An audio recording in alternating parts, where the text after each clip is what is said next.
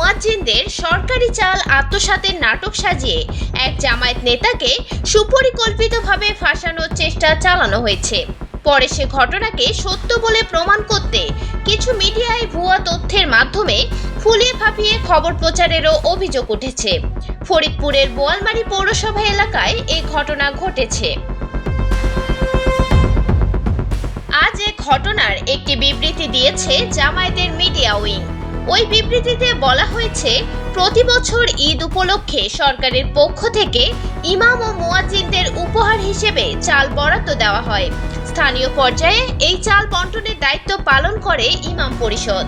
ইমাম পরিষদের সেক্রেটারি হাফেজ সাহেব আলী ও পরিষদের অন্যান্য দায়িত্বশীলদের তত্ত্বাবধানে গত বুধবার বিকেলে পৌরসভার সচিবের কাছ থেকে বরাদ্দকৃত চাল গ্রহণ করা হয় এবং চাল বিতরণের জন্য তাদেরকে প্রশাসনের পক্ষ থেকে 3 দিন সময় দেওয়া হয়।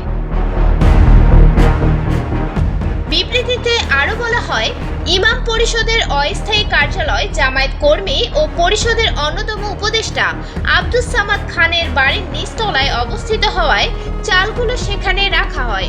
চাল রাখার মাত্র 3 ঘন্টার মধ্যে প্রশাসন সেখানে অভিযান চালিয়ে চাল উদ্ধারের নাটক সাজায়। ইমাম পরিষদের নিয়মিত বরাদ্দকৃত চালকে কেন্দ্র করে উদ্দেশ্য প্রণোদিতভাবে আব্দুস সামাদ খানকে হেনস্থ করার চেষ্টা করা হয়েছে। এর আগে গতকাল বিভিন্ন মিডিয়ার খবরে ফরিদপুরে জামায়াতের কর্মীর বাড়ি থেকে সরকারি চাল উদ্ধার শিরোনামে দাবি করা হয়, ফরিদপুরের বোয়ালমারী উপজেলায় কোরবানি ঈদ উপলক্ষে ইমাম ও মুয়াজ্জিনের জন্য বরাদ্দ করা সরকারি চাল জামায়াতে ইসলামের এক কর্মী ও সাবেক কাউন্সিলরের বাড়ি থেকে উদ্ধার করেছে প্রশাসন। তবে অভিযোগ অস্বীকার করে জামায়াত কর্মী ও সাবেক কাউন্সিলর আব্দুস সামাদ খান বলেন, প্রতি বছরই ইমাম মুয়াজ্জিনদের চাল আমার বাড়িতে এনে রাখা হয়। এর সঙ্গে আমার কোনো ব্যক্তিগত সংশ্লিষ্টতা নেই। আমাকে রাজনৈতিকভাবে হয়রানি ও ফাঁসানোর চেষ্টা করা হচ্ছে।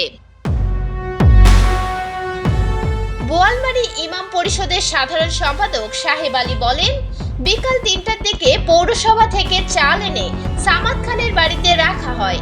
আগামী সোমবার ইমাম ও মুয়াজ্জিনদের মাঝে তা বিতরণের কথা ছিল, কিন্তু পরে প্রশাসন এসে চাল নিয়ে যায়।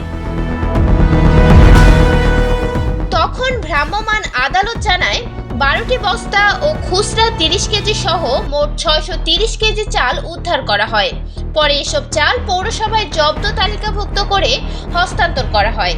সরকারি চাল সরকারি গুদাম বা পৌরসভার নির্ধারিত স্থানে রাখতে হবে, কারো ব্যক্তিগত সংরক্ষণে রাখা যাবে না। Dhaka voice news desk.